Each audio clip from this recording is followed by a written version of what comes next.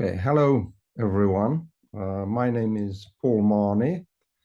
I'm a British trained lawyer.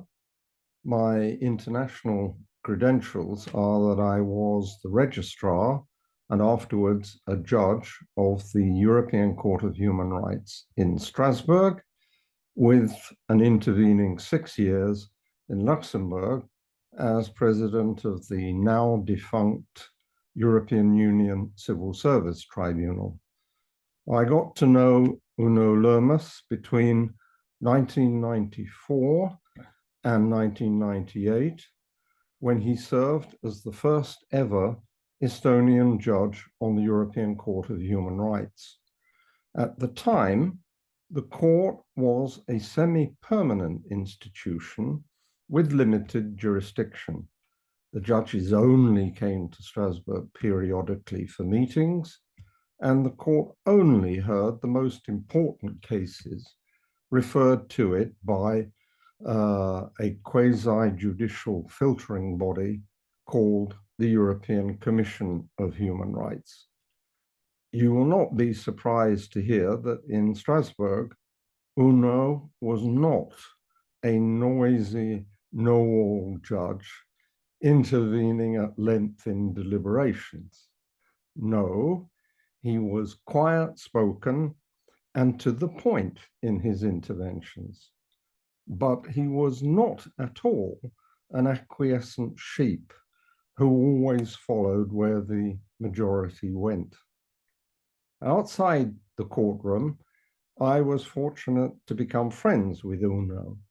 I remember that in 1995 or thereabouts, on arriving in San Francisco to attend a human rights and democracy gathering, my wife, Parvin, and I walked out of the hotel with the very worthy intention of exploring the surrounding neighborhood. After barely 100 meters, we found ourselves in front of an inviting-looking Irish pub. Well, of course, we went in. And whom did we see perched on a stool at the bar but fellow Strasbourg court attendee Uno? He had evidently had exactly the same reaction as us two. So a very convivial couple of hours ensued, and there was no exploration of the surrounding neighborhood. Thereafter, the spending of what I might call social time together with Uno at human rights events outside Strasbourg became a habit. Indeed, it continued after Uno left the Strasbourg court. In 2001, for example, when I was in Tallinn for a conference, Uno took Parvin and myself out into the countryside for a Sunday lunch, followed by a trip to Kesmu, the peninsula which Uno explained had been a restricted military zone in Soviet times. And we still have on our wall in our home in Strasbourg a delicate watercolor painting of the Kesmu shoreline that Parvin bought there that day. Then came the reunion in 2005 with Uno, this time accompanied by his wife Silva, at the EU Court of Justice in Luxembourg. There was no longer any professional contact as such, since we sat as judges in different judicial formations, Uno on the main court and myself on the smaller 7-judge civil service tribunal.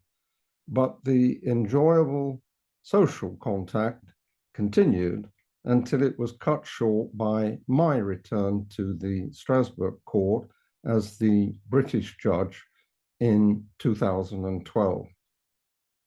Now, it was not always an undiluted pleasure working with all of the many European judges I came across in the 38 years of my career in the Strasbourg and Luxembourg courts.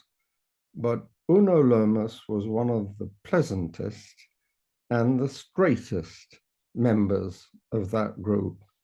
For me, he leaves behind a memory of a good judge and, above all, a good person, which is probably the most that any of us can hope for.